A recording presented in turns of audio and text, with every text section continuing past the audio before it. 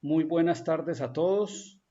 Hoy sábado 16 de septiembre de 2023 estamos realizando el 99º Conversatorio Sabatino de Historia de la Academia de Historia del Valle del Cauca.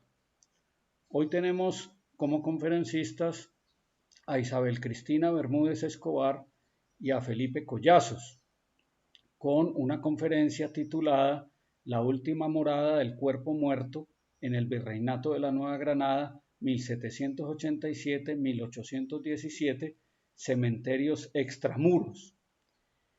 La profesora Isabel Cristina Bermúdez Escobar es miembro correspondiente de nuestra institución. Ella además es miembro de la Academia Caldense de Historia. La profesora Isabel Cristina Bermúdez obtuvo su título de licenciatura en Ciencias Sociales en la Universidad del Valle con un trabajo de grado titulado Evolución de la propiedad rural en el Cerrito. Luego obtuvo el título de especialista en la enseñanza de las ciencias sociales con un trabajo titulado Historia del Hospital San Juan de Dios, siglos XVIII a XX. Posteriormente obtuvo un segundo título de especialización en Historia de América Latina en la Universidad Pablo de Olavide en Sevilla, España, con un trabajo titulado Madre Perversa. Posteriormente obtuvo su título de maestría en letras con mención en estudios culturales en la Universidad Andina Simón Bolívar en Quito, con un trabajo de investigación titulado Discursos, Imágenes y representaciones de las mujeres en la gobernación de Popayán, y obtuvo su título de doctorado en la misma institución, Universidad Andina Simón Bolívar, doctorado en Historia de América con una tesis doctoral titulada Sociedad Republicana y Proyectos de Instrucción y Educación para Mujeres, Colombia, Ecuador, Perú, Bolivia, período 1800-1900. La profesora ha sido un número muy importante de tesis de pregrado y de posgrado en la Universidad del Valle. Ha publicado artículos en revistas de historia y de ciencias sociales y ha publicado varios libros, entre ellos el libro titulado Santa Rosa, una iglesia y su feligresía en la historia de Cali, Poder regional y discurso étnico, la educación de las mujeres en los países andinos y representaciones de la mujer en la gobernación de Popayán, en colaboración con Alonso Valencia Llano, el libro titulado Ulpiano Lloreda y los inicios de la industrialización vallecaucana. Y ella pues es profesora titular en el Departamento de Historia en la Facultad de Humanidades de la Universidad del Valle. En la conferencia la va a acompañar quien fue su estudiante de la Universidad, Delber Felipe Collazos Belalcázar. La profesora Isabel Cristina Bermúdez va a presentar a Felipe Collazos. Adelante. Bueno, tengo el gusto de presentarles a Felipe. Delber Felipe Collazos lo conozco desde hace unos buenos años, desde que era estudiante de pregrado en el Departamento de Historia. Tuve la posibilidad y el grato honor de ayudarle con el trabajo de investigación de la tesis de pregrado, precisamente sobre el hospital, estoy con el hospital encima, el Cementerio Central Metropolitano de Cali, en el que hizo una investigación muy bonita, muy interesante sobre la iconografía de las tumbas y focalizó en toda la semiología que hay, en cómo se usan las imágenes en determinados grupos de tumbas. Entonces, ese fue un proyecto de investigación muy bonito que también salió muy bien evaluado, y también tuve la posibilidad de guiar a Felipe en este trabajo que vamos a presentar hoy, en su tesis de maestría. Ya Felipe acaba de graduarse de maestría en Historia de la Universidad del Valle y hizo una investigación muy bonita que tuve la posibilidad de ayudarle a guiar, a orientar, a pensar cómo concebirla teóricamente,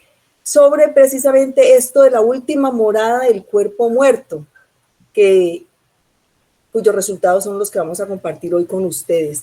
Felipe ya ha participado de varios congresos, precisamente llevando estos resultados tan buenos que ha tenido. Su tesis de maestría salió meritoria y por eso pensamos que era muy valioso compartirla con ustedes. Felipe participó en el congreso que se hizo, el Coloquio Nacional de Estudios del Virreinato, que se hizo en San Luis Potosí. También participó del cuarto Congreso de Estudiantes de Historia, del primer Congreso Internacional de Estudios Iberoamericanos y en el Congreso Internacional del Hecho Religioso, es decir, que ya ha presentado sus resultados de investigación. Esta que presenta hoy conmigo es la primera vez que lo vamos a socializar. Hemos hecho hoy unos que otros ajustes al proyecto que se presentó inicialmente en la maestría, pero la base sigue siendo esa, el proyecto de investigación de maestría de Felipe. Bueno, muchísimas gracias. Entonces arrancamos hoy. Voy a apagar mi cámara porque aquí tengo un poco de inestabilidad y sigo con el micrófono abierto. Le doy paso a Felipe. Buenas tardes a todos y a todas los presentes en esta conferencia virtual. Con la profesora Isabel y yo vamos a presentarles lo que se avanzó en la investigación de mi tesis de maestría. Digamos, obviamente no vamos a condensar todo, hay unas cositas que se nos faltaron, pero vamos a poner gran parte de lo que se hizo en ese trabajo investigativo. La titulamos La última morada del cuerpo muerto en el Virreinato de la Nueva Granada, 1787 y 1817, los cementerios extramuros. Entonces las preguntas que guiaron la investigación y pues obviamente esa exposición que la vamos a hacer son las siguientes. ¿En qué coyuntura y cuáles debates dieron origen a la creación de los cementerios extramuros? ¿Cuál fue su alcance? ¿Por qué no se obedeció dicha cédula en el Virreinato de la Nueva Granada y la gobernación de Popayán? Para mostrarles los resultados de este proyecto, vamos a tocar hoy 7 puntos. Pretendemos demorarnos 30 minutos solamente y vamos a empezar con la muerte, su estudio dentro de la historia y su concepción en la cultura occidental. Seguimos con la muerte y su significado desde la concepción de la cultura occidental. Seguimos luego en el tercer punto, la muerte y su ritualidad, un espacio que facilita la transculturación. El cuarto punto, origen de la cédula emitida por Carlos III en 1787. Quinto punto, a manera de pregunta, ¿cómo se planteaba y diseñaba el espacio del cementerio? Como ejemplo, el cementerio de San Ildefonso en España. Sexto punto, vamos a hacer un acercamiento entonces al Virreinato de la Nueva Granada y las propuestas que se presentaron al Virreinato, focalizando en 3 planos: el plano de San Juan de Girón, el plano de Bucaramanga y el de Piedecuesta, Santander. Sin embargo, vamos a tocar otros ejemplos, como el de Santa Fe, el de Popayán y el de Cali, que son los espacios que más nos convocan a nosotros como Academia de Historia del Valle. Terminamos con unas conclusiones. Como les decimos, pretendemos abarcar esto en unos 30-35 minutos.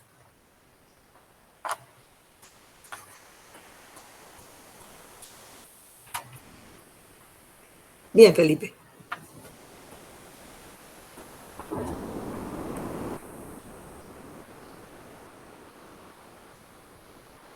Felipe.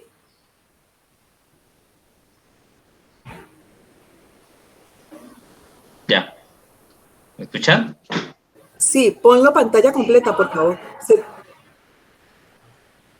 Ahí, pantalla completa.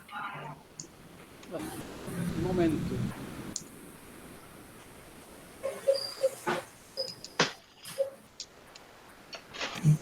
Ok, como les decía entonces, la muerte y su estudio dentro de la historia se encuentra en una fase exploratoria.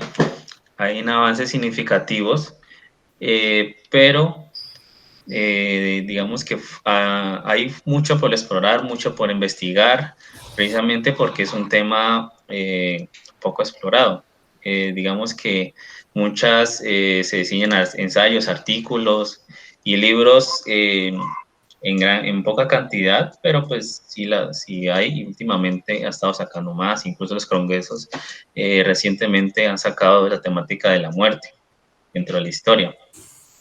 Obviamente hemos estado pensando junto con la profe, digamos que ligarlo a otros estudios, no solamente de historia, sino para abarcar un espectro mucho más amplio, la antropología, la sociología, filosofía, historia jurídica, y entre otras. ¿Sí? Digamos que se hace necesario recurrir a esas líneas interdisciplinarias, pues para que la investigación tenga un fondo y un trasfondo de peso y que podamos abarcar las fuentes desde otros puntos de vista. Eso nos parece importante tenerlo presente también. Igualmente con otros enfoques metodológicos como son la historia cultural, microhistoria, historias de las emociones, historia de la familia, antropología de la muerte. Sí, precisamente en ese contexto en el que habla Felipe, el libro que yo creo es el mejor en términos académicos y científicos es el de Bernal Botero, que creo que ya muchos de ustedes lo conocen al personaje, al historiador, que escribió el libro, una tesis de doctorado justamente en la Universidad Pablo Olavide. Diego Bernal Botero escribe su tesis denominada Entre el éxtasis ilustrado y el miedo espiritual, discursos y acciones en torno a la creación de cementerios extramuros. Esa es una tesis maravillosa que yo se la recomiendo porque hace un panorama en toda América. O sea, él viene por Nueva Orleans, pasa por Cuba y así nos va rastreando cómo se empezó a concretar esa cédula de Carlos III. Les recomiendo el libro, si no lo tienen o si se les dificulta bajarlo, yo se los puedo enviar que ya lo tengo descargado. Quería recomendarles específicamente ese libro. Bien, Felipe, sigamos. Profe, qué pena, ¿será que no lo puedes enviar de una vez por chat acá? Con eso todos quedamos con el libro, sería fantástico. Con todo gusto, pero cuando terminemos la exposición, ¿vale? Para poder que no nos demoramos más de los 30 minutos. Gracias, profe. Vale, Javier. Sí, entonces como continuamos la muerte, se investigó obviamente desde justificado desde la concepción y la cultura occidental. ¿Sí? Tenemos obviamente que la muerte en esta concepción occidental está permeadamente por las ideas religiosas cristianas y pues la muerte no significa el fin de todo. ¿Sí? No podemos pensar de que la muerte es la muerte biológica, como la vemos, sea el fin de todo, sino que vamos a tener ciertas creencias que van a enriquecer un debate cultural, actitudes que son muy bonitas para ahora estudiar, ¿sí? Y que de ahí se pueden desprender investigaciones muy interesantes. Entonces también hago un paréntesis, o no más bien como, sin paréntesis puedo decirlo, de entre el concepto de cadáver y concepto del cuerpo muerto, ¿sí? Porque cuando me refiero al cadáver, o nos referimos al cadáver, vamos a tener un concepto de muerte biológica solamente, ¿sí? Ausencia de vida, nada más. Pero entonces cuando hacemos alusión al concepto de cuerpo muerto, vamos a tener solamente esa dimensión biológica, claro, ausencia de vida, pero también la ausencia y la, digamos que lo social, lo cultural, lo religioso, y por eso decidimos incluir este concepto como parte de la investigación, ¿sí? En oposición, el cuerpo muerto a la mortalidad del alma, pues obviamente no podemos pensar solamente que el cuerpo muerto va a ser solamente un recipiente vacío para albergar el alma, como ya sabemos en esta cultura occidental, ¿cierto? Más bien, es una parte importante, ¿sí? Pero también debemos tener presente la concepción y la preservación y salvación del alma. ¿qué es lo que finalmente va a definir cómo se pensaba la creación de los cementerios que extramuros, de cómo se va a diseñar, y lo vamos a ver más adelante, cómo se va a diseñar ese espacio para depositar la muerte?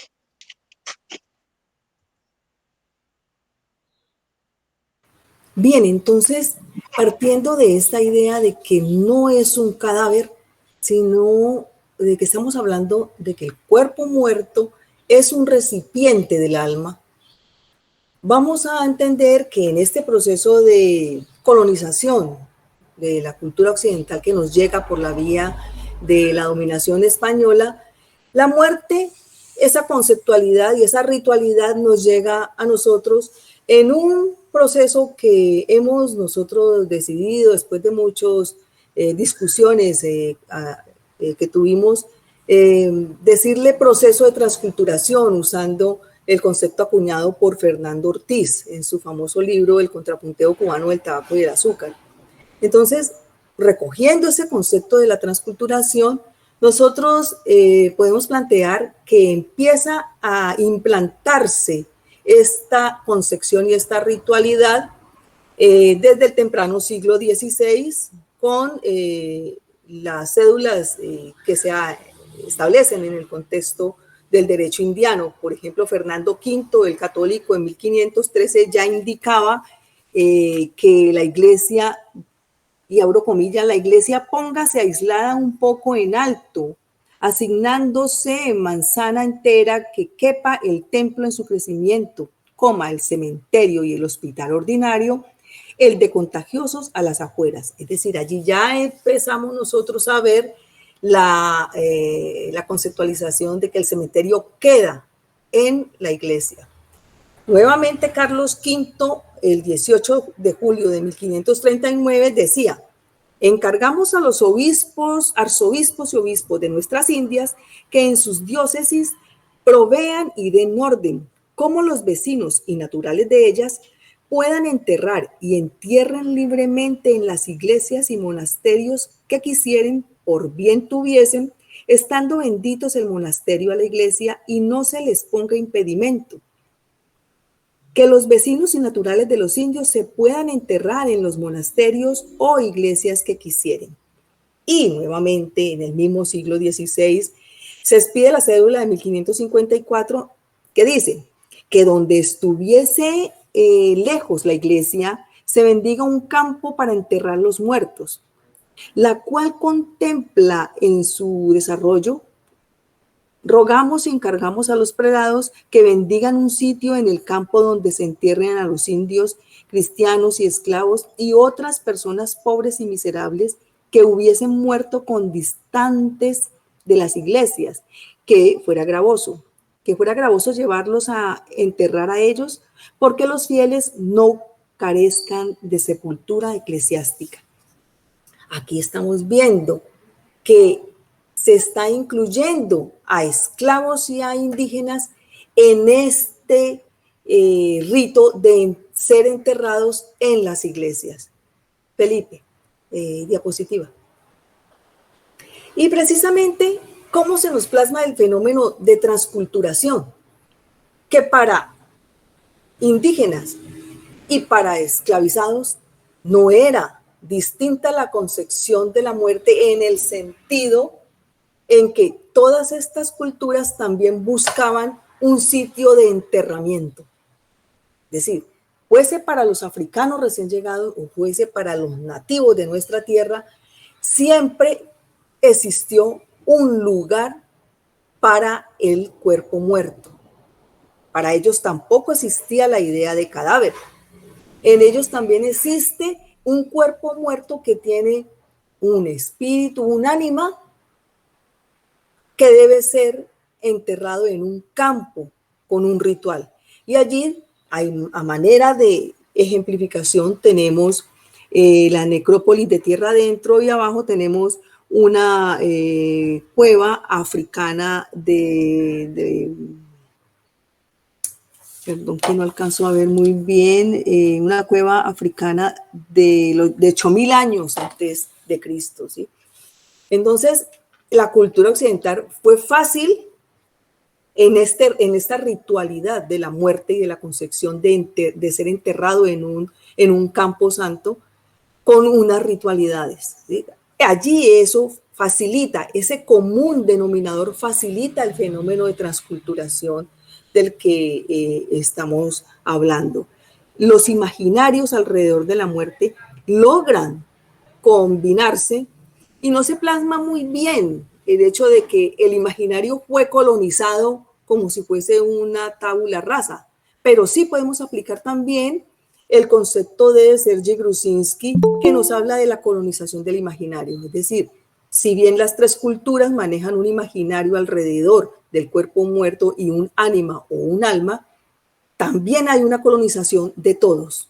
A eso hace la referencia del concepto de transculturación, que no es un fenómeno en una sola vía y que no se pierde todo, es decir, no es una deculturación, sino que hay una mezcla, una combinación, una hibridación en la misma ritualidad. La transculturación, entonces, que es el concepto que nosotros definimos para utilizarlo en esta investigación, hace referencia a ese fenómeno cultural que permite que las distintas concepciones de la muerte, tanto las europeas, las africanas como las americanas, se entiendan, convivan en unos procesos de resistencia, acomodación y asimilación. Y decimos ¿por qué? Pues bien, ahí está la respuesta. Porque en todas ellas existe un ser considerado superior que alivia la vida, concede bienestar y promete una vida después de la muerte. En todas ellas existen los ritos pre y post mortem y en todas ellas existe el enterramiento. ¿Sí? Bien, sigamos. Bueno, esto es para poner un ejemplo con imagen acerca de que todos creen en esa posibilidad de un ánima o un alma que va a surgir después de la muerte, en otro espacio o aquí en convivencia con los que quedan, pero está en ese proceso de transculturación en los templos de las diferentes villas y ciudades americanas, empieza a dibujarse estos grandes murales como el que ustedes tienen en este momento en pantalla. En este caso es un mural de una pequeña ciudad muy linda, minera, en Bolivia, que se llama Oruro. Lo tengo allí porque pues, es de mi cámara fotográfica cuando estuve por allá por este pueblo. Pero allí ustedes pueden ver en el centro, abajo de la imagen, que se los tengo señalado con una línea azul, cómo precisamente van saliendo las ánimas de las tumbas, así. Es decir, ese espacio nos hace referencia al Campo Santo, al cementerio. Allí están saliendo las ánimas, alzando sus manos para ser conducidas, como lo ven al medio de la imagen, por unos ángeles que los llevan en un camino que los lleva a la imagen superior, a la parte superior de la imagen, en donde ya está el Cristo Redentor, ¿sí? Entonces, estas son las imágenes que fungen como una gran tela, como un telos común, en donde se combinan las tres culturas, africana, americana y europea, en estos espacios coloniales. Sigamos. Y lo que sí se impone y implica un fenómeno ya deculturador es esta idea que no la tenían los africanos ni los indígenas nativos nuestros, que es la idea de un espacio purgatorio, de un espacio que funge como temporalmente para limpiar o aliviar las penas, de donde unos salen más rápido que otros, donde unos no pueden definitivamente limpiar todos sus pecados y se quedan allí. Entonces, al final de los tiempos, en el llamado de las 7 trompetas, pues no todas las ánimas van a poder, o todas las almas van a poder salir de esos cuerpos y subir al destino que es el paraíso soñado. Como ustedes pueden observar, en ambas imágenes he hecho un círculo. En el de la mano a margen izquierda, ustedes pueden ver al fondo, es la pintura de un indio que está al fondo también clamando por ser elevada su ánima.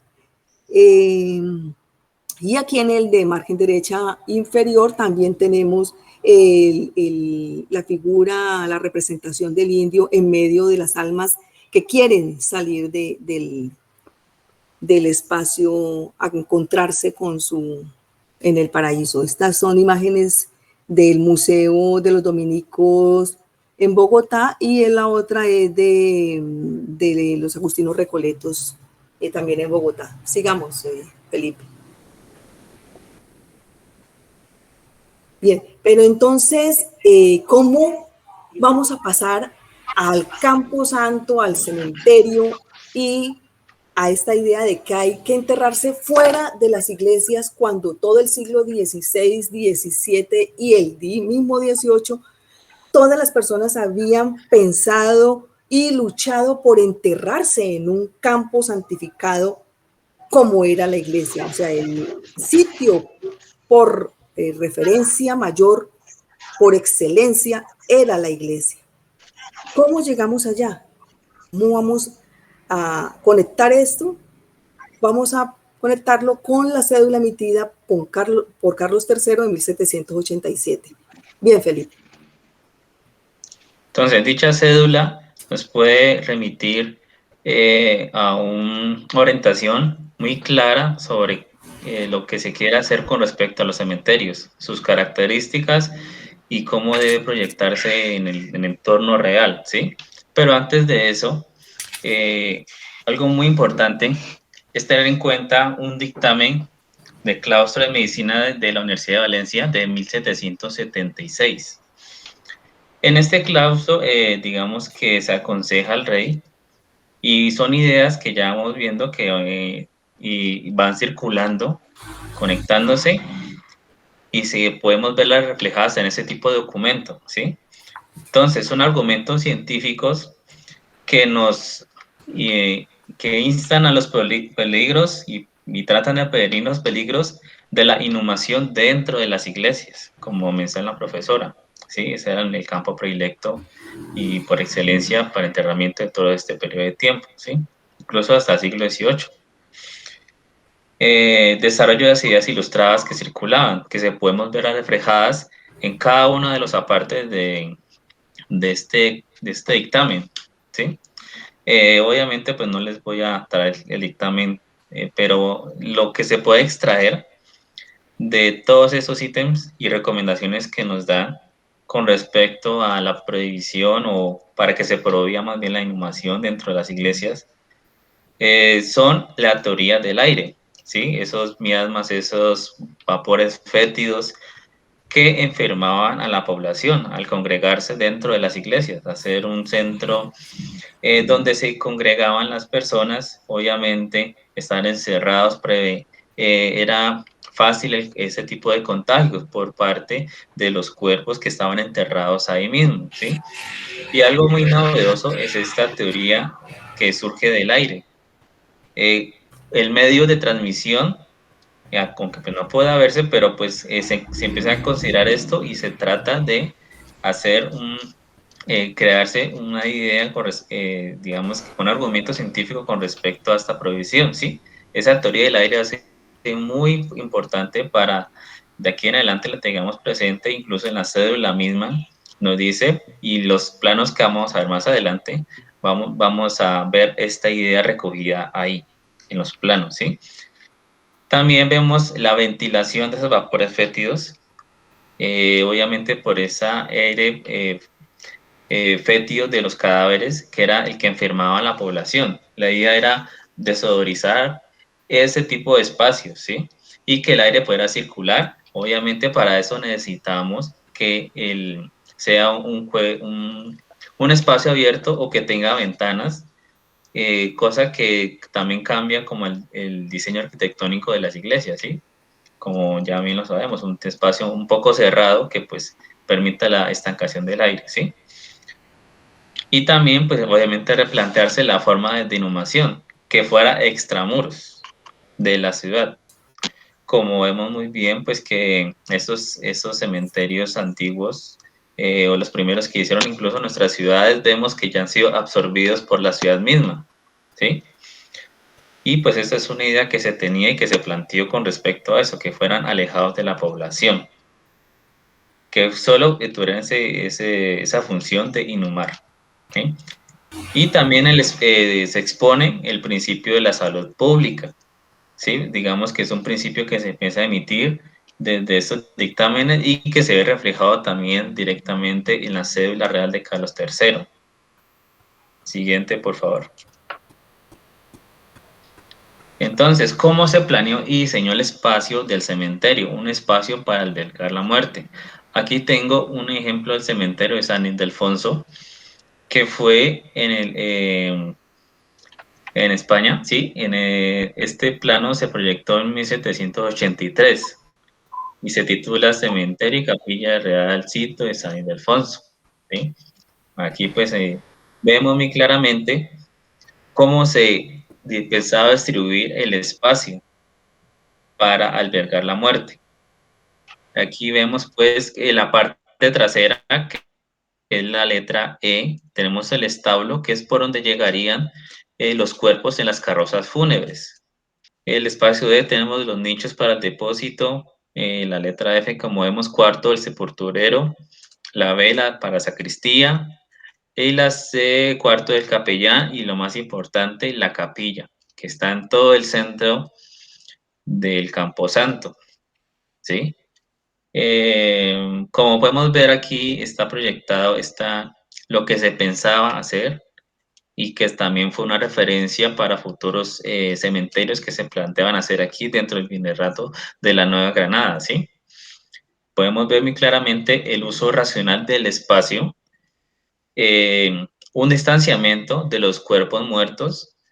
Podemos también ver que hay una jerarquización del espacio mismo, que si bien este espacio de cementerio es extramuro, se piensa hacer fuera de las ciudades, vemos también que es una toma del espacio dentro de la iglesia, ¿sí?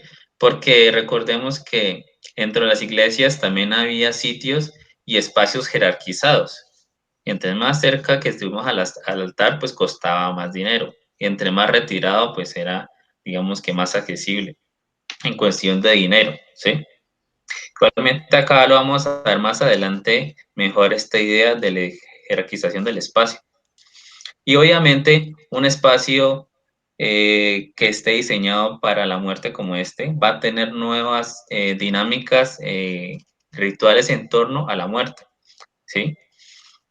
Ahorita vemos pues que tenemos ya incluso parques cementerio, que ya pues ha evolucionado y ha cambiado demasiado ese tipo de conceptos en torno a la muerte, ¿sí? Siguiente, por favor. Aquí vemos una imagen reciente de lo que es el cementerio San Ildefonso, ¿sí? Del 1911. Siguiente, por favor. Entonces, ya para aterrizarlos, digamos que acá lo que sería la Nueva Granada, pues deberíamos decir que es un virreinato relativamente joven, fue joven, y esas reales cédulas que se emitieron, como vemos ahí, pues definitivamente van a ser un fracaso, no se van a cumplir. Nosotros tomamos como mayor referencia la de 1787, ¿sí?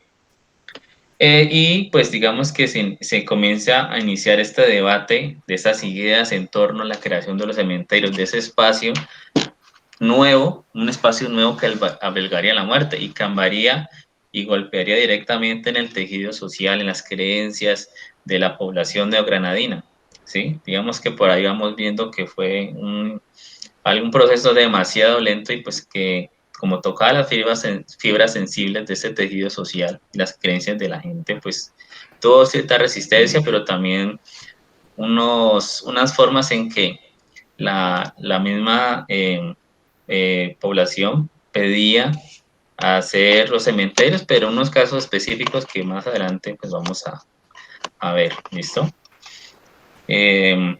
Tenemos que Carlos IV en 1799 también vuelve a buscar que se dé cumplimiento a la cédula que emite su padre, que es la que ya se ha mencionado, ¿sí?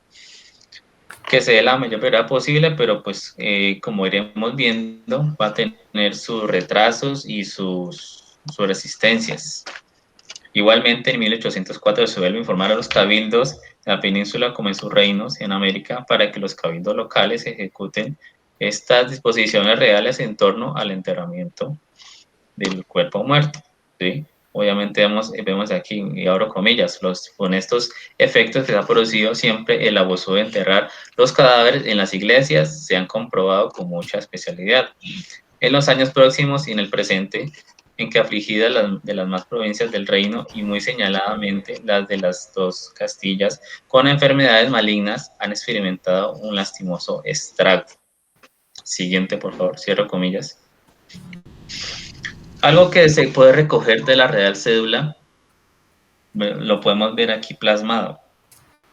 Entonces, tenemos que los cementerios deben ser construidos en un solar extramuros, obviamente, fuera alejado de los sitios de vitalidad de las ciudades, ¿sí? Dicho solar debe estar cercado con muros, como vimos en el plano de San Ildefonso, ¿sí?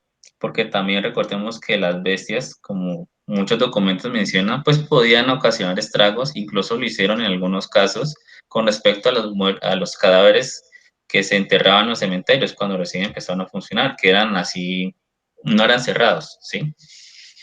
Al interior del espacio cercado se debe contar con la medida de lo posible con una capilla, eso era lo más importante, y obviamente contar con su cruz central y el bendecir el campo, que era lo que dotaba de esa sacralidad, de esa santidad, para que dicho campo contara con ese estatus de campo santo para poder ser enterrados ahí. Asimismo, en caso de contar con los recursos económicos necesarios, junto a dicha capilla se deben construir igualmente osarios, vales de agua y limpieza de los cementerios, habitaciones para los capellanes y los sepultureros, como acabamos de ver en el plano de San Ildefonso. Ahí está bien demarcado esa funcionalidad de cada espacio, como lo vimos, ¿sí? Ahí está muy clara esa parte. Las tumbas de los sacerdotes deberían ubicarse junto a la capilla. Esto lo vamos a ver un poco mejor en los planos que siguen, que más adelante les presentaré, de ese espacio jerarquizado. Su tamaño, también extensión, ¿no? Que no solo puedan enterrarse los cadáveres resultantes de un año común deducido de un quinquenio y calculado de manera que colocándose dos cadáveres en una sepultura pueda dárseles el tiempo de 3 años para su consunción.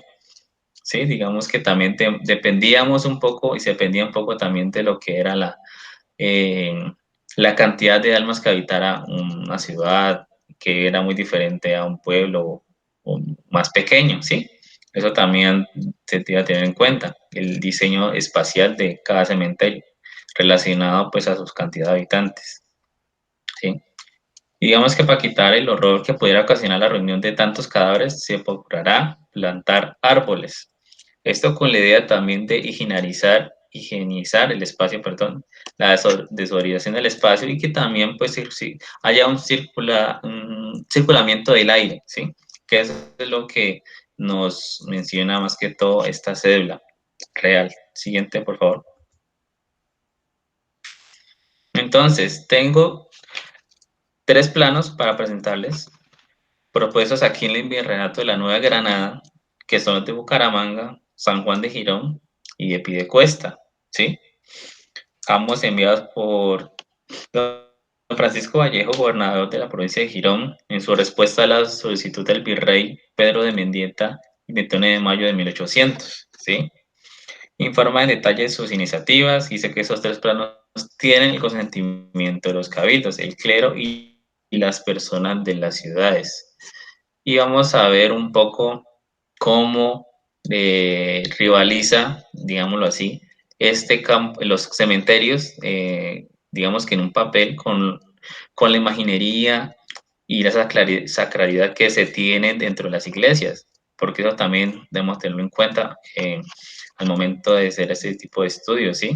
eso pues no fue, digamos que un proceso fácil para las personas que cambiar así nada más la tipo de inhumación, porque eso significaba desproteger al cuerpo. El cementerio pues no fue muy bien recibido, precisamente porque carecía de esa sacralidad, ¿sí? Entonces vamos a presentar a continuación los siguientes planos. El siguiente, por favor. Sí, entonces antes de presentar los planos, quería mencionarles también que quiénes y de qué lugares se hicieron las solicitudes. Encontramos que se abren desde lo religioso y desde lo civil. Los religiosos, pues más que todo son curas que pretenden o buscan establecer un cementerio. Si vemos bien las fechas, vemos que son posteriores a la cédula real, pero pues aún así no se busca una solución de fondo. Igualmente desde lo civil, vemos gobernadores que piden establecerse los cementerios, que piden que se establezca y que se dé dinero, que se dé un solar especial, pero pues lo que se puede encontrar en común entre estas peticiones desde lo religioso y desde lo civil es que las peticiones surgen a raíz de que ya hay una epidemia en curso, ¿sí?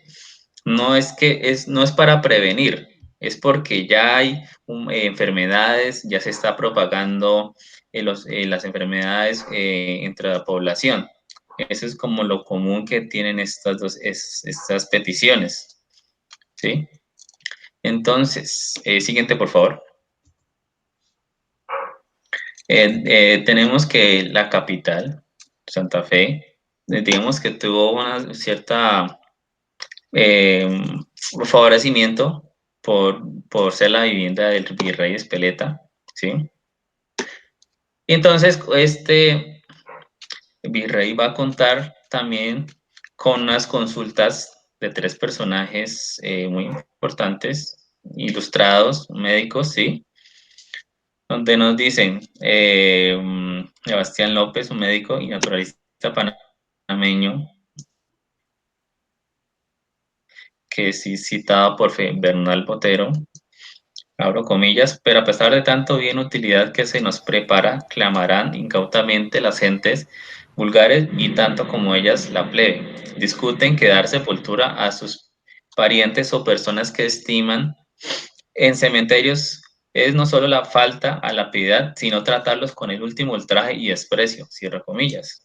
Ahí vemos claramente una fuerte resistencia y lo que se pensaba en torno a ese nuevo lugar para la muerte y por qué también fue un fracaso inmediato, por qué tomó tanto tiempo desarrollarse, a pesar de que se sabía y se empezó a circular esas ideas de que el aire contaminado pues enfermaba efectivamente a la población. También tenemos a Antonio Froes, este médico visitador de boticas del virreinato, que dice, abro comillas, no siendo posible dar reglas particulares para la fundación de cementerios en cada población, indicaré las generalidades más esenciales. Primero, que se funde los más distantes posibles de la población. Segundo, que se funden al occidente si no hubiera algún obstáculo que obligue a lo contrario, porque los vientos del oriente son más constantes. Tercero, elevados y secos.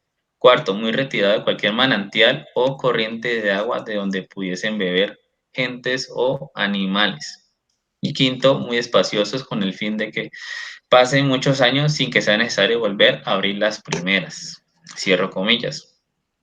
Esto, digamos que también lo hemos reflejado en gran parte de lo que fue la cédula real, ¿sí? Los extramuros para los cementerios, en gran medida, que sea un lugar que esté ventilado, ¿sí? Y también, pues, que sea muy espacioso con el fin de que no sea necesario volver a abrir las primeras tumbas, como pasaba en muchos casos, que hasta el enterrar dentro de las iglesias era tanto el hacinamiento que pues un nuevo feligrés muerto pues significaba abrir una tumba que nos, presentaba un cuerpo, digamos lo que fresco, ¿sí? Entonces era muy común escuchar ese tipo de relatos en los documentos. Y pues finalmente José Celestino Mutis obviamente también nos menciona el terreno la tumba individual, como ya vimos en el plano, que también era muy importante, individualizar la tumba, perdón, la purificación del aire con fuego, los muros y desagüe, también importantísimo, y la vegetación, como también vimos en el plano que se presentó de San Ildefonso. Entonces, abro comillas, ninguna población de todo el reino necesita más que la mencionada villa de un cementerio distante y espacioso por su misma infeliz situación, que reunía las circunstancias de haberse fijado en ella la concurrencia de casi todo el tráfico comerciante entre los puertos y provincias interiores, ha formado una población tan infausta para los pasajeros y sus mismos vecinos, cierro comillas. Podemos ver claramente, digamos que cómo esos debates empiezan a surgir, a circular entre el virreinato y pues también gran parte pues, del mundo de Europa, ¿sí? Que nos llegan acá y pues tratan de, digamos que tratar de transformar esas ideas que pues fueron muy lentas y que no fue un rotundo éxito, obviamente fue un fracaso y tomó su bastante tiempo y que vamos a ir viéndolo a través de los documentos. ¿Sí? Siguiente, por favor. Aquí pues ya tenemos lo que será el plano del cementerio de la ciudad de San Juan de Girón, con el año de 1800. ¿Sí? La descripción y el título del plano dice: plano y descripción del cementerio de la ciudad de San Juan de Girón, situada al sudoeste, entre mayores, el terreno elevado, como ya vimos, opuesto a los vientos más comunes que bañan la ciudad. ¿Sí? Digamos que con el título ya vemos gran parte de lo que se manifestaba en cuanto a discursos, pensamientos, ideas en torno a los que a la creación de cementerios. Sí, igualmente como vemos, un poco distinto, pero digamos que eh, mm, al, al, al de San Juan de Girón, de Ildefonso, perdón, el primero que les presenté, tiene cierta similitud, pero pues no sé si alcancen a apreciar que dentro del cementerio están las tumbas individuales, no que son líneas ya muy tenues, pues obviamente por la vejez del documento, pero pues alcanzan a preservar un poco. Ahí tenemos pues la parte de el cuadro que está en la parte inferior derecha. Vemos que lo que es la capilla y lo demás pues ya sería el cuerpo del cementerio como tal. En el centro pues tenemos la cruz, importante, y ya tenemos pues son las puertas laterales para entrar al cementerio. Y esos arcos que se ven serían las ventanas precisamente para que el aire circule libremente y que pueda eh, limpiar este espacio de ese aire fétido, ¿sí? Siguiente. Tenemos el plano del cementerio de Bucaramanga, igualmente del mismo año. Digamos que este es un poco mejor elaborado, como vemos, si comparamos los dos, pues vemos una gran diferencia. Y este pues tiene una descripción mucho más grande, pero pues por la cantidad de la descripción, pues mejor decidimos ponerle solamente el cementerio como tal. ¿Sí? En la parte superior pues vemos lo que sería la capilla y la vemos muy bien definida, bajito donde dice oriente, obviamente también por los vientos como ya mencionaba anteriormente, el cuarto para capellán y los osarios que están en la parte de atrás, ¿sí? Y entonces, si alcanzan a apreciar, al lado de la capilla hay como unos círculos dibujados, como si fueran punticos. Esos círculos están reservados para los sacerdotes, ¿sí? Vemos una línea que donde está la letra C, por toda abajito del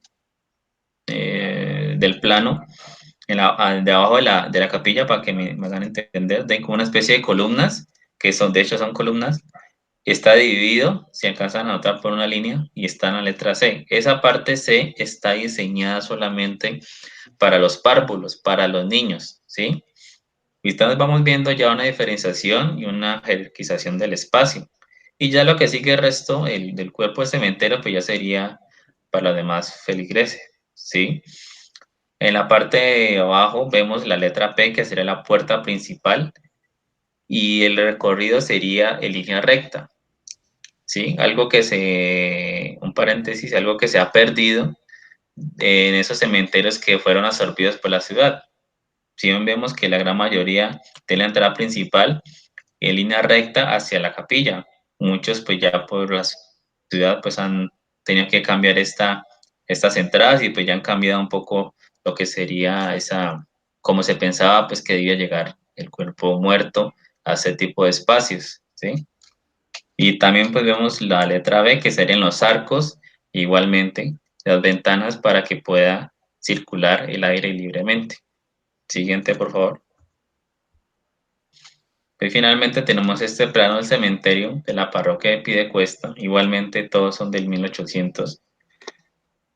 Y aquí se lee en su título, Planta del cementerio de la parroquia de la Piedecuesta, propuesto por los alcaldes de ella. ¿Sí? Igualmente también muy bien elaborado con respecto al primero, como lo vimos que aparece a mano alzada, pero pues este sí está muy bien diseñado, igual que el anterior. Y también vemos esa línea recta que cruza el cementerio de entrada. Si alcanzan a anotar la letra C hasta la letra B en línea recta, entraríamos a la capilla que será la letra B. La letra D pues sería para los osarios en la parte trasera y la parte A y C que cubren el cuerpo del cementerio pues sería pues para el resto de tumbas.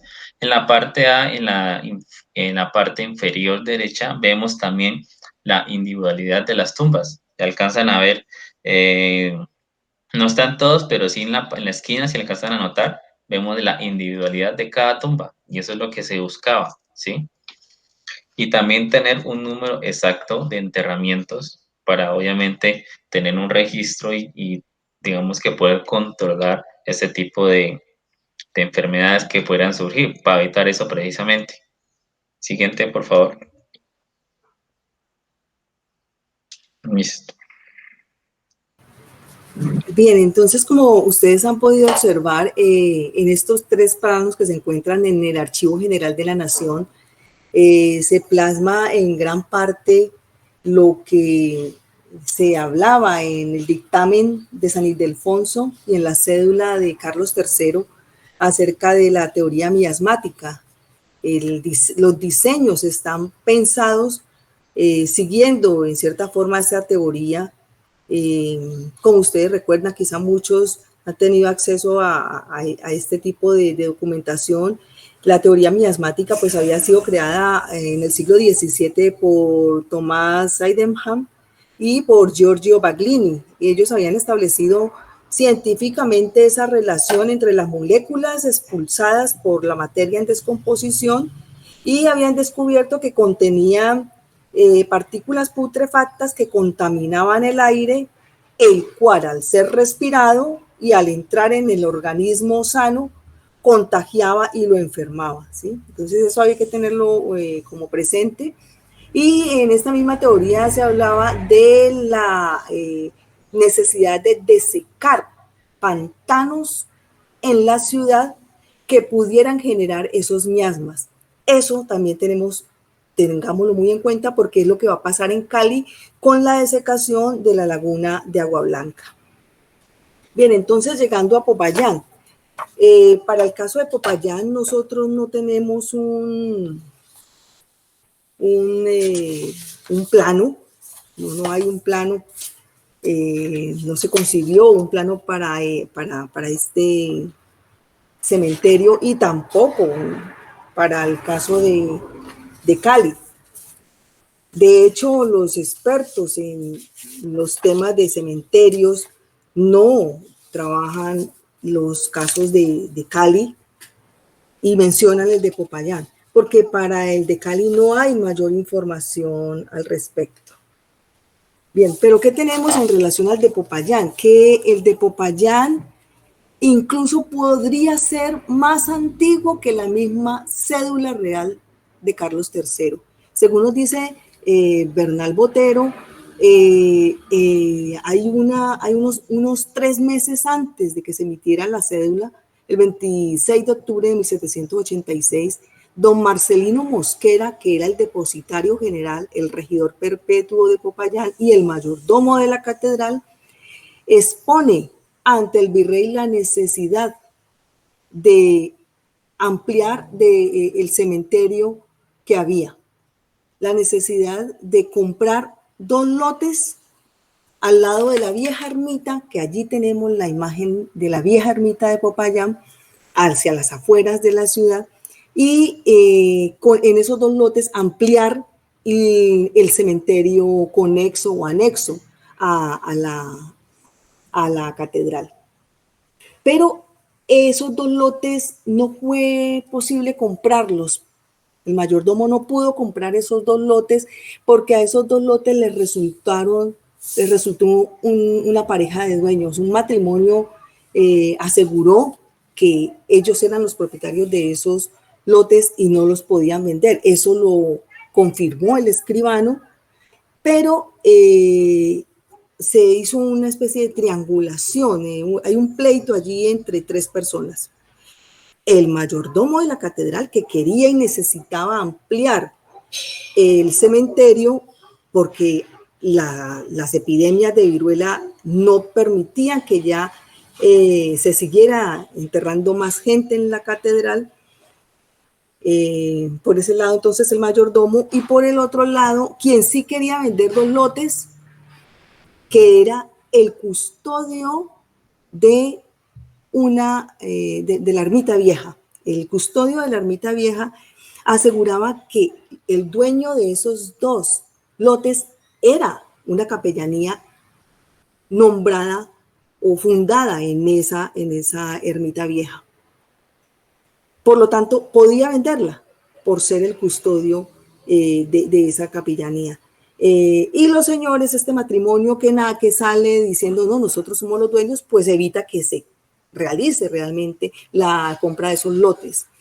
Esto es un lote que demora, está en pleito muchos años, pero finalmente hay una comunicación por allá lejana, 8 años después, hacia 1800, en que el gobernador Diego Antonio Nieto, quejándose de la insalubridad que hay en Popayán a punto de una epidemia, o pasando ya incluso una epidemia de viruela, menciona que allí se construyó, pero en paraje muy inmediato y que domina todavía la ciudad, un cementerio, que lo que se ha tenido por causa de varios accidentes extraordinarias que se han experimentado, con cuyo motivo en la actualidad sigue expediente que ha promovido al procurador general. Es decir, el gobernador Nieto se está quejando de que, a pesar de que sí se concretó lo del cementerio, aún está muy cercano de la ciudad, porque esa ermita era allí pegada de la ciudad.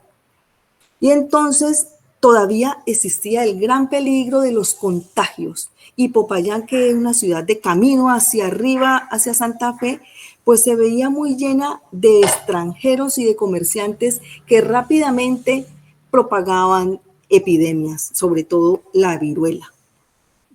¿Qué se sabe también de este cementerio? Que lo que conocemos es por pequeños documentos del Archivo General de la Nación, que finalmente aparece que se hizo un traslado 42 años después, es decir, en 1846 aparece haciéndose un traslado a un sitio que en el momento se la llamaba las Llanadas de Pandiguando, donde actualmente se encuentra el cementerio central de Popayán, que se inauguró el 27 de enero de 1848. Y en ese diapositiva, por favor. Y en ese documento de traslado se dice que por fin se pudo dar solución al pleito de los 2 lotes con la señora Prieto, que era la que insistía en que debía pagársele a ella los lotes y no al custodio de la capellanía en la vieja ermita. Esos son los datos que hay de ese cementerio de Popayán. El experto en este cementerio, en estos datos, es Bernal, y él nos dice que precisamente entonces fue primero que la cédula de Carlos III, y eso es bien valioso entender. También podríamos explicar lo que sea primero por la argumentación que da luego el gobernador Diego Nieto, y es que Popayán era un cruce de todo tipo de población por los diferentes caminos reales en su tránsito y realización de mercancías. Y eso lo hacía, igual que Monpós, lo hacía que la ciudad fuera muy débil, porque atraía mucho, o allí se asentaba mucho el cruce de todo tipo de pandemias, de epidemias, perdón. Bien, Felipe, eso es lo que podemos hablar en términos de Popayán. Ahora bien, el de Cali también tiene muy poca información, incluso la historiografía tradicional que tenemos nosotros en los boletines culturales de la misma academia, en los libros de Edgar Vázquez, en los libros de historia de Cali, 450 años, en la historiografía básica de Cali, todos van a repetir unos mismos datos, pero no dan paso a fuente primaria. Entonces, son más mito, digamos, que realidad histórica. ¿En qué nos vamos a basar para poner esta información sobre el cementerio de Cali? En el libro que escribí hace unos años ya sobre el Hospital San Juan de Dios de Cali. En ese libro y para esa investigación, yo me encontré con algunas actas del Cabildo de Cali en que precisamente se mencionaba la necesidad del cementerio. Pero esto es muy posterior a la cédula de Carlos III y de Carlos IV. La propuesta del cementerio de Cali es ya de la etapa republicana y en un desarrollo posterior de la Ley 11 de marzo de 1825 de Santander y luego en la posterior de Simón Bolívar. En estas leyes se empieza a establecer la necesidad de que cada provincia, cada cantón y parroquia constituyan una junta de sanidad, precisamente por el peligro de las constantes epidemias de viruelas. La de Cali fue presidida por Manuel José Núñez, quien propuso que se hiciera un cementerio contiguo al Hospital de San Juan de Dios, justamente en 1825. Se habilita un lote por parte del Cabildo a las afueras de la ciudad para enterrar allí los muertos, pero justamente esas afueras de la ciudad son los lotes contiguos en el Bayano, cercanos al Hospital San Juan de Dios. Ese lote ahí en San Nicolás es el que nosotros encontramos por allá en otros documentos de actas del Cabildo, que en 1852 Fray Damián está moviendo a los vecinos de Cali diciéndoles: es urgente la necesidad de construir un cementerio. Allá hay unos lotes abandonados atrás del Hospital San Juan de Dios, pero no los usa, la gente no los usa. ¿Por qué no los usan? Porque todavía se siguen enterrando en las iglesias de las parroquias, porque aún pervive en ellos ese imaginario de que el campo sagrado que les va a redimir y que les va a permitir que su alma se junte con su cuerpo al llamado de las 7 trompetas, esta es en las iglesias, ¿sí? Entonces, en las épocas de viruelas, sí se acudía a esos lotes. Y lo dice la Junta de Sanidad, y encontramos a través de las juntas de sanidad que encontramos estos hallazgos o estas conexiones con el cementerio. Pero pues la campaña de Fray Damián no encontramos más documentación para hacerle seguimiento a ella y al desarrollo de la propuesta de Fray Damián. Nuevamente en 1873 encontramos que el Cabildo dice que ha tapiado el lote, que le ha construido unas tapias y que con el cobro del enterramiento va a pagarle al enterrador. No dice sepulturero, dice enterrador. Pero tengo esta acta así, y no hay mayor seguimiento de ella. En las actas siguientes uno no ve que se siga desarrollando el debate en el cabildo. Los otros datos los encuentro en el periódico El Ferrocarril de enero de 1879, en que la editorial del País dice que las autoridades no le han prestado atención al cementerio porque los ricos compran bodegas en una iglesia o catedral. Miren lo interesante.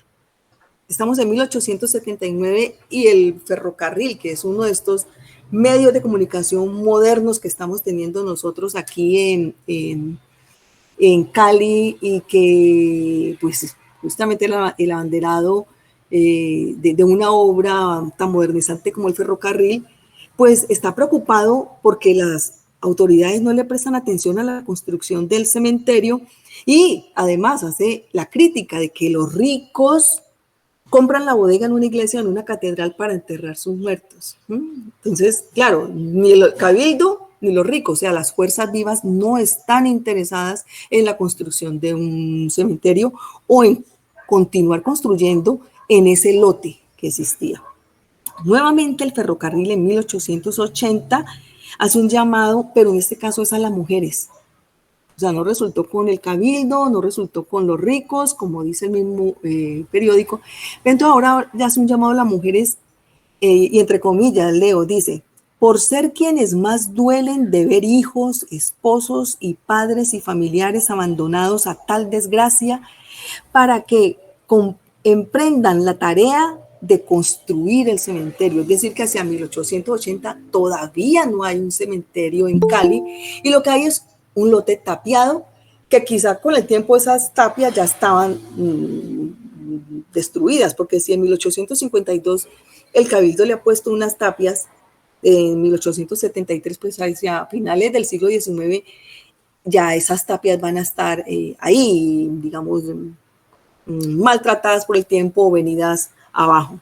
Y esto también se corrobora cuando en el mismo periódico se critica, pero sobre todo se hace un fuerte llamado diciendo que ese cementerio no tiene ninguna puerta, son unas tapias venidas abajo, a la que entran los perros, los burros y los caballos y los cerdos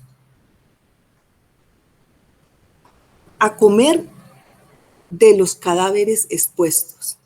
Es muy interesante nosotros ver cómo a finales del siglo XIX Cali todavía sigue sin un cementerio y sobre todo sin aplicar las normas que pues 100 años atrás se estaban mencionando en el mundo entero, que son las normas de la limpieza del aire, y la teoría miasmática todavía seguía en pie a pesar de los avances de la medicina y de la física. Entonces, esos caballos hacían destrozos y se comían los despojos de los cadáveres, y el periódico dice, por favor, que el cabildo ponga mano de obra en esto. Y el último dato que tenemos ya es hacia 1904, en que pues, el cabildo avala los diseños del cementerio hechos por Emilio Sardi. Pero pues no tengo mayor ya información de los diseños, o incluso no hemos, de hecho no hemos buscado los diseños. No hemos buscado los diseños, quizás se encuentren en la Sociedad de Mejoras Públicas, no sabría en este caso específico. Todavía no hemos buscado esos diseños hechos por Emilio Sardi. Lo que sí sabemos es que hacia 1921 se inaugura el Cementerio Católico de Cali, y ya en el interior de este campo cementerio existían unos antiguos mausoleos de la familia Joaquín Barona, datados de 1917, y el otro mausoleo más antiguo, el de la familia Lalinde, de 1920. De todas maneras, colateralmente se pueden encontrar fuentes que nos mencionan con cierta rapidez el cementerio. Por ejemplo, hacia 1923 se encuentra el acuerdo número 24, en el que se habla de que se está expandiendo la avenida Miguel López Muñoz, que es la calle 25 hoy día. Y se dice, se le advierte a los vecinos del barrio Granada y a los vecinos del barrio Jorge Isaac que por favor no sigan construyendo más casas junto al cementerio, porque por allí va a hacerse la carrera 26. Y de hecho por allí se va a construir la carrera primera de hoy Cali, la calle primera, perdón. En ese acuerdo se le prohíbe al barrio Jorge Isaac construir casas y edificios en un marco de 50 metros de ancho, partiendo del cementerio católico. Y dice, porque el distrito de Cali compraría o permutaría por ejidos el exceso de área para pagar ahí una avenida, calle 26, dice. Pues los últimos datos de este viejo cementerio, del viejo cementerio, que eran las Tapias, que luego va a ser cruzado por esa calle 26, es la noticia de su explosión, es decir, que con la explosión de agosto 7 de 1956 explosiona también la parte del cementerio que quedó en la calle, hacia la calle 25 en San Nicolás. Esa es la parte que explosiona, que quedan todos los restos por fuera. Pues recordemos que esa calle se divide y queda dividido prácticamente el cementerio con la construcción de esa calle. Esa parte del cementerio hacia el oriente queda totalmente abierto. Los cadáveres y las osamentas quedan expuestas y desperdigadas por todas las manzanas, las 8 manzanas más afectadas de San Nicolás, y eso es lo que lleva a la ampliación de la parte hacia el noreste, que es la remodelación que se hace en 1960 a cargo del arquitecto, nuestro ilustre Álvaro Calero. O sea que sobre el cementerio de Cali todavía no hay una claridad del proceso histórico de su concepción y de su construcción. O sea, todavía está por hacerse esa investigación sobre el cementerio de Cali. En algunas ocasiones con Felipe, cuando estaba en pregrado, pensábamos en que se podía hacer, pero encontrar más fuentes es difícil. Y sobre todo, pues, estando en pregrado, este tipo de investigaciones implica dinero para ir a diferentes fondos documentales, diferentes archivos. Por lo tanto, también implica es que se asuma desde una tesis de maestría o incluso desde una tesis de doctorado. Bien, Felipe, sigamos.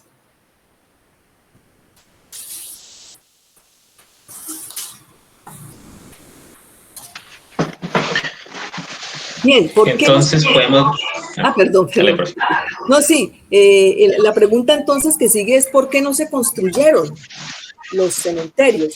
Y Felipe ahora lo venía recalcando, venía diciéndonos, y con los ejemplos que pusimos en las diapositivas, vemos que el mayor motivo, el mayor obstáculo fue ese arraigo religioso, ese imaginario de la sociedad absolutamente imbuido en la idea de que tenía que ser su cuerpo inhumado en un lugar sagrado, en un lugar que tuviese todas las bendiciones habidas.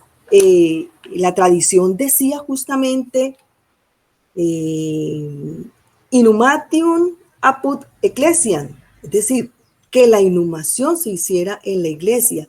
Y esto viene desde antes de la época medieval, desde incluso los primeros canónicos del siglo II, esta tradición del inhumatium apud ecclesiam, esa tradición que implicaba sepultar cadáveres en tumbas ubicadas en y en torno a las iglesias dentro de una distribución tripartita, porque no es, como nos dijo Felipe, en cualquier lugar también. Es dentro de la iglesia hay una distribución tripartita que segrega el altar, el pórtico y el atrio. Esta distribución tripartita es fundamental para entenderla porque de acuerdo a la posición social de la persona, es enterrada en uno de estos tres espacios, y la proximidad al altar mayor implica una mayor posibilidad de salvar más rápido esa alma, de sacarla en pena o de sacarla de purgatorio. Entonces, la construcción de los cementerios extramuros y no eclepsia, pues va a ser el motivo principal. Sigue, Felipe. También tenemos, obviamente, los problemas financieros de los cabildos, ciudades y villas, que si bien pues muchas estaban demasiado retirados, como tengo unos ejemplos citados de pronto en mi tesis de investigación, unos pueblos, unos poblados que están demasiado lejos, que si bien pues no recibían demasiado dinero de parte de los cabildos, esas zonas, digamos, que tan apartadas, pues también sufrían ese tipo de segregación en cuanto al dinero se refería, y los aportes para construir precisamente estos espacios para la muerte, ¿sí? Los enfrentamientos entre parroquias y élites locales también, tenerlo presente, porque pues vemos que no simplemente eran cuestión también de, como vimos en los planos, en los segundo y el tercero de Girón y de Piedecuesta, especialmente lo que se proyectaba hacer arquitectónicamente con respecto a otros que eran, digámoslo así, un poco más sencillos, más humildes. Recordemos que la imaginería de la iglesia pues era bastante fuerte, la carga simbólica por digamos que las pinturas, todo el arte religioso y sacro pues adornaba bellamente también este tipo de espacios de la iglesia, pero pues también otorgaba un imaginario de sacralidad. Entonces también ese espacio cementerio debía contar con una carga así simbólica importante. Y pues para eso se necesita obviamente inversión, recursos y pues digamos que también tiempo para hacerlo como se proyectaba hacerlo, y pues también con esa imaginería importante, digámoslo así, en las construcciones de las columnas, como vimos precisamente en los diseños de los planos, el primero y los dos restantes, vemos una diferencia enorme. Vemos también como uno fue hecho a mano alzada prácticamente, y los otros pues vimos muy bien establecidas las medidas, obviamente tomaron su tiempo y hubo un espacio como para desarrollarlo muy bien en el papel, ¿sí? Eso también es una lucha, pues digamos que el local también, pues los poderes y por mostrar también, pues como sea, ya bien se sabe, pues de mostrar pues como esa grandeza desde lo local, ¿sí? También tenemos la escasez de espacio en las iglesias para enterramientos, mayor presión en crisis epidémicas como la de las viruelas. Como ya les mencioné, pues ese tipo de documentos peticiones, perdón, se pedía específicamente construir cementerios, pero cuando ya había una epidemia en curso. No era forma de prevenir, sino ya cuando ya estaba azotando una epidemia como tal, ya sea de viruela o por un tipo de contagio por parte de los olores fétidos de los cuerpos enterrados dentro de las iglesias. Sí, siguiente, por favor. No, pasemos nuevamente, qué pena, a la anterior. Quería leerles rápidamente un ejemplo acerca de lo que sucedió cuando se pretendía que la gente se enterrara en los lotes que ya se estaban construyendo para el cementerio en Barranquilla hacia 1807.